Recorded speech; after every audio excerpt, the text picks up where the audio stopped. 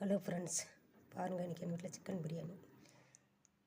சிக்கனில் உப்பு போட்டு மஞ்சப்பொடி, தனி மிளகாப்பொடி, பிரியாணி மசாலா, தயிர், இஞ்சி பூண்டு பேஸ்ட்டு, வரமிளகாத்தூள், தனி மிளகாப்பொடி, பிரியாணி மசாலா, கொஞ்சோண்டு மல்லிப்பொடி எல்லாமே கலந்து வச்சுருக்குது. ஊற வச்சிடணும் 1 மணி நேரத்துக்கு முன்னாடி. கொஞ்சம் தயிர் கொஞ்சம் ஊற்றணும்.